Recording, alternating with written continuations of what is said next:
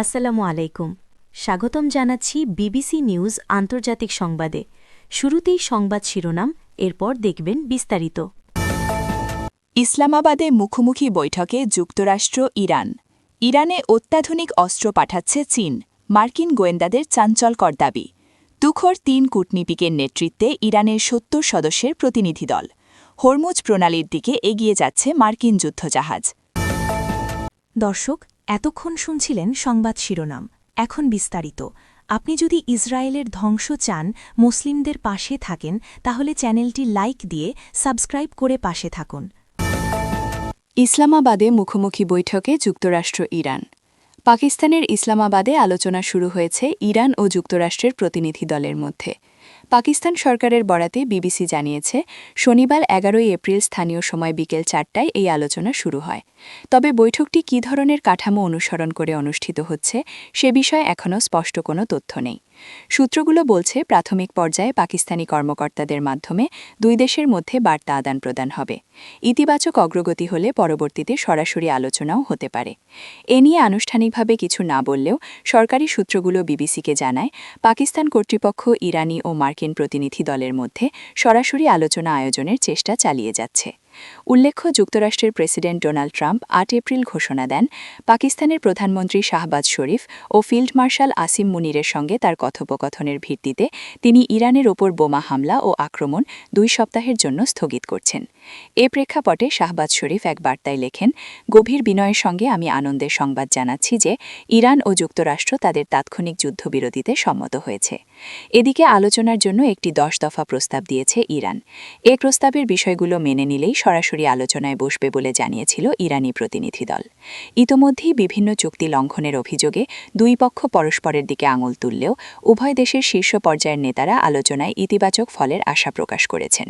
তবে শর্ত পূরণ না হলে কঠোর অবস্থান নেওয়ার হুঁশিয়ারিও দিয়েছে উভয় পক্ষ।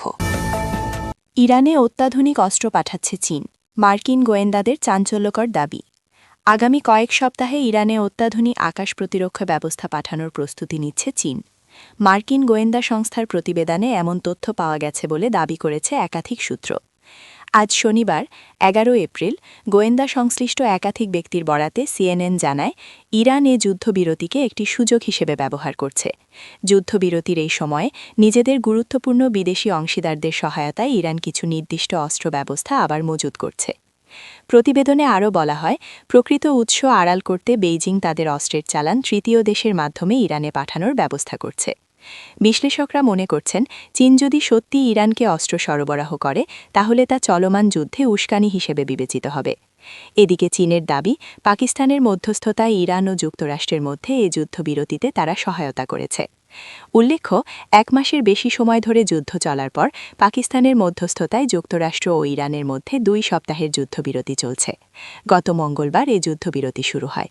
আজ শনিবার ১১ এপ্রিল স্থানীয় সময় বিকেল ৪টায় পাকিস্তানের ইসলামাবাদে আলোচনা শুরু হয়েছে ইরান ও যুক্তরাষ্ট্রের প্রতিনিধি দলের মধ্যে। প্রাথমিক পর্যায়ে পাকিস্তানি কর্মীদারদের মাধ্যমে দুই দেশের মধ্যে বার্তা আদান-প্রদান হবে। ইতিবাচক অগ্রগতি হলে পরবর্তীতে সরাসরি আলোচনাও হতে পারে। এ নিয়ে আনুষ্ঠানিকভাবে কিছু না বললেও সরকারি সূত্রগুলো বিবিসিকে জানায়, পাকিস্তান কর্তৃপক্ষ ইরানি ও মার্কিন প্রতিনিধি দলের মধ্যে সরাসরি আলোচনা আয়োজনের চেষ্টা চালিয়ে যাচ্ছে। তুখোর ৩ কূটনৈতিকের নেতৃত্বে ইরানের ৭০ সদস্যের প্রতিনিধি দল। ইসলামাবাদে যুক্তরাষ্ট্রের সঙ্গে গুরুত্বপূর্ণ শান্তি আলোচনায় অংশ নিতে ৭০ সদস্যের শক্তিশালী প্রতিনিধি দল পাঠিয়েছে ইরান। প্রতিনিধি দলের নেতৃত্ব দিচ্ছেন দেশটির ৩ শীর্ষ কূটনৈতিক। ইরানি সংবাদ মাধ্যমের প্রতিবেদন অনুযায়ী এই বৈঠককে আরও তাৎপর্যপূর্ণ করে তুলতে দেশটির শীর্ষ পর্যায়ের রাজনৈতিক ও কূটনৈতিক ব্যক্তিত্বরা রয়েছেন, যাদের লক্ষ্য আলোচনার প্রতিটি কারিগরি ও কৌশলগত দিক নিশ্চিত করা। ইরানের এই শক্তিশালী প্রতিনিধি দলের নেতৃত্বে রয়েছেন দেশটির প্রভাবশালী ৩ রাজনৈতিক ব্যক্তিত্ব। তারা হলেন মোহাম্মদ বাঘের গালিবাফ, ইরানের পার্লামেন্ট স্পিকার এবং দেশটির রাজনৈতিক ব্যবস্থার অন্যতম ক্ষমতাধর এই ব্যক্তি প্রতিনিধি দলের প্রধান হিসেবে আলোচনার সার্বিক দিক নির্দেশনা দিচ্ছেন। আব্বাস আরাকচি, ইরানের বর্তমান পররাষ্ট্রমন্ত্রী। পশ্চিমা শক্তিগুলোর সঙ্গে অতীতের বিভিন্ন পরমাণু আলোচনায় তার রয়েছে দীর্ঘ ও গভীর অভিজ্ঞতা। আলী বাঘেরি কানি ইরানের একজন কট্টরপন্থী ও ঝানু কূটনৈতিক। এর আগে যুক্তরাষ্ট্রের সঙ্গে হওয়া পরমাণু আলোচনাগুলোতে তিনি কেন্দ্রীয় ও গুরুত্বপূর্ণ ভূমিকা পালন করেছেন। মূল আলোচকদের সহায়তার জন্য এই বহরে রয়েছেন আরও ২৬ জন বিশেষজ্ঞ সদস্য। তারা মূলত অর্থনীতি, নিরাপত্তা এবং রাজনৈতিক খাতের টেকনিক্যাল বা কারিগরি কমিটিগুলোর অন্তর্ভুক্ত।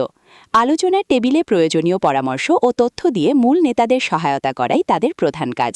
সর্বশেষ খবর অনুযায়ী সরাসরি আলোচনার টেবিলে বসেছে যুক্তরাষ্ট্র ও ইরান।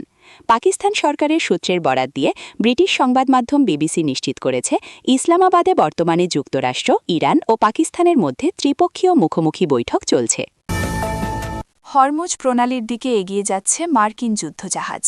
ইরানের পররাষ্ট্র মন্ত্রণালয়ের মুখপাত্র ইসমাইল বাগাই বলেছেন, একটি মার্কিন ডেস্ট্রয়ার সংযুক্ত আরব আমিরাতের ফুজাইরা বন্দর থেকে হরমুজ প্রণালীর দিকে অগ্রসর হচ্ছিল, যেটি ইরানের সশস্ত্র বাহিনীর নজরদারির সম্মুখীন হয়।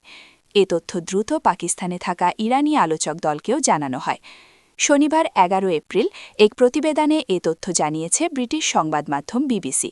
একই সময়ে অ্যাক্সিওস রাভিদো মার্কিন কর্মকর্তাদের উদ্ধৃতি দিয়ে জানান, মার্কিন যুদ্ধজাহাজগুলো হরমুজ প্রণালী অতিক্রম করেছে।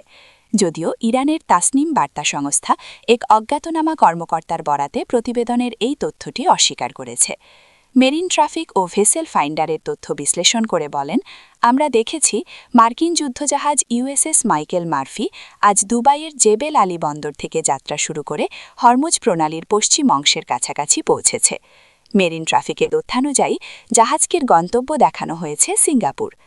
মার্কিন এই যুদ্ধজাহাজটি এমন সময় হরমুজ প্রণালীর দিকে এগোচ্ছে যখন ইরান জানিয়েছে এই মুহূর্তে তারা মার্কিন ও ইসরায়েলি জাহাজকে এই প্রণালী দিয়ে চলাচলের অনুমতি দেবে না।